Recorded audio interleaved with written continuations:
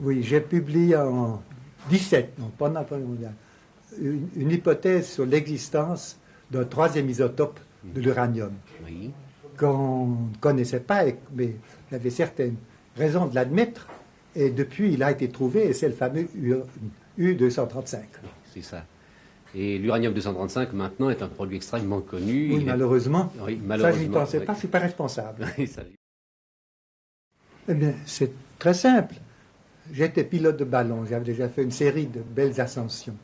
Et dès qu'on va en ballon, on a toujours envie d'aller plus haut, plus haut, plus haut. Oui. Alors, ça suffisait de me donner envie de monter.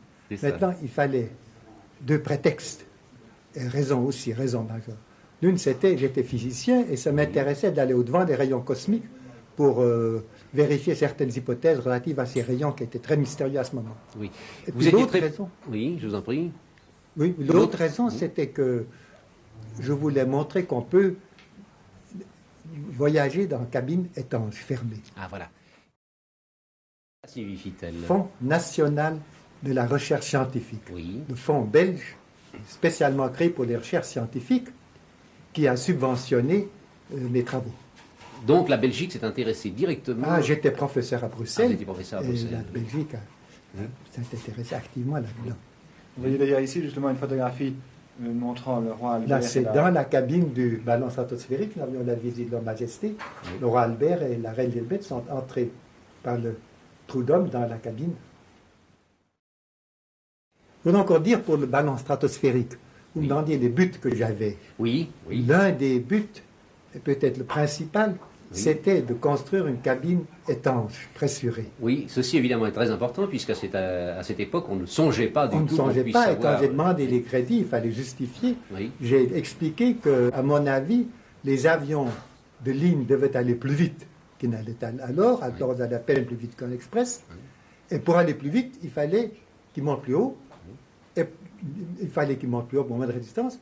Et du moment qu'il est plus haut, il fallait cabine étanche pour que les hommes puissent respirer. Oui. Et maintenant, plus personne ne s'étonne de monter à 10 000 mètres en avion. Mais à ce moment-là, on avait peur de le faire. Et quand je l'ai proposé, les constructeurs disaient non, ça ne va pas, on ne peut pas. On avait peur de toutes sortes de difficultés, puis ça allait très bien. Oui, c'est ça, mais c'est toujours le... J'avais 10 ans la première fois, par conséquent j'étais inquiet si mon entourage était inquiet et confiant si mon entourage était confiant, c'est évident. Et là, il n'y avait pas de radio à l'époque, donc on ne savait pratiquement rien. Et quand on ne sait rien, beaucoup de gens, et mon Dieu, ça arrive dans la presse également, inventent et racontent n'importe quoi. Et alors les journaux ont annoncé des catastrophes épouvantables, qui n'avaient pas survécu, etc., que la cabine avait éclaté, que le ballon avait brûlé. Il y avait toutes sortes de choses aberrantes que personne ne pouvait savoir, et je ne me rendais pas compte qu'on ne pouvait pas le savoir et que c'était de l'invention de petits scribaillons quelconques. Mais alors, ma mère était très très inquiète, mais tous nos amis étaient inquiets. J'ai un oncle qui était venu spécialement de Paris pour nous voir, essayer de nous réconforter, etc. Et ça a duré toute la journée, et c'est seulement le lendemain qu'on a appris par les journaux qu'il avait bien atterri. Il avait été sur un glacier à Gurgel en Autriche.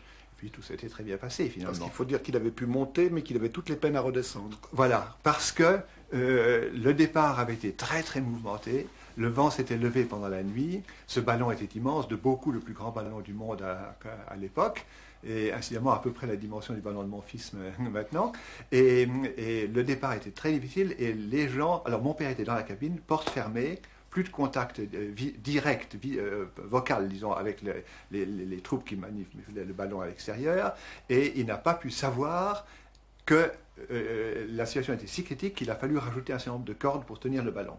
Et au dernier moment, ces cordes ont été enlevées, sauf une. Et cette corde s'est emmêlée dans la corde de la soupape, ce qui fait mon père n'a plus pu manœuvrer la soupape. Et comment a-t-il pu redescendre? Alors, voilà la question que lui a posée son assistant, qui faisait, je crois, son premier vol à ce moment-là. Il ne pas être rassuré. L'assistant a eu peur. Il m'a fait, qu'est-ce qu'on va faire? On est perdu. Mon père a dit, mais vous n'avez jamais vu un ballon qui reste indéfiniment en l'air. Le ballon finit par redescendre, toujours. Et en particulier, ce type de ballon redescend toujours le soir. Et il a dit, vous verrez, le soir, quand le soleil se couchera, le gaz se refroidira et le ballon redeviendra plus lourd. Et il descendra avec une confiance totale. Pour lui, c'est une expérience de laboratoire.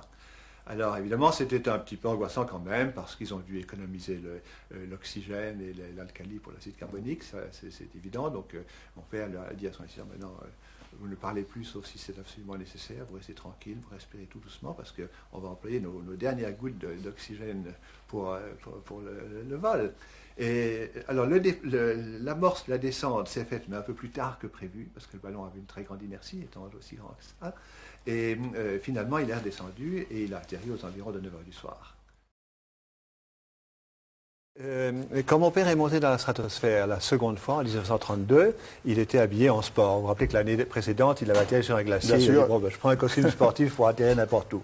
Et tout s'est très bien passé. Et le soir, il a été reçu à Desenzano, près de là où il avait atterri, par le maréchal Balbo, des grands maîtres italiens de l'époque. Et Balbo lui a dit, Monsieur Picard, est-ce que vous connaissez Venise, qui était à 300 km de là? Mon père a dit non, je n'ai jamais été. Alors Balbo a dit, eh bien, en tant que ministre du gouvernement italien, je vous interdis de quitter l'Italie sans avoir vu Venise.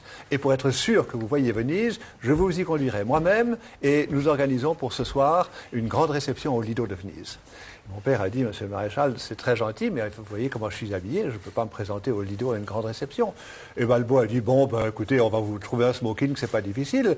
Il a envoyé dans les 4 directions des estafettes chercher un smoking pour ce soir pour Monsieur Picard. Et ils sont tous revenus en disant, on n'a pas de smoking de cette taille. Évidemment, on avait des têtes mais en Italie, il n'y avait pas de smoking pour quelqu'un qui avait à peu près 2 mètres de haut. Alors, Balbo a dit, ça n'a pas d'importance, vous inquiétez pas, venez comme vous êtes. Eh bien, imaginez-vous que ce soir-là, dans cette grande salle remplie de dames décolletées avec des colliers, d'officiers avec des sabres dorés, des épaulettes formidables, etc., tout le monde était en uniforme, sauf mon père et Balbo. Et Balbo était venu en costume de sport pour dire, voilà, je vous amène quelqu'un qui vient de la stratosphère, il n'a pas de smoking là-haut. Quel geste d'extrême élégance. D'extrême élégance pour que l'autre ne soit pas gêné. Exactement, ça c'est la vraie élégance. Comme quoi il faut soigner l'intérieur encore plus que l'extérieur. Voilà, exactement, exactement, tout à fait.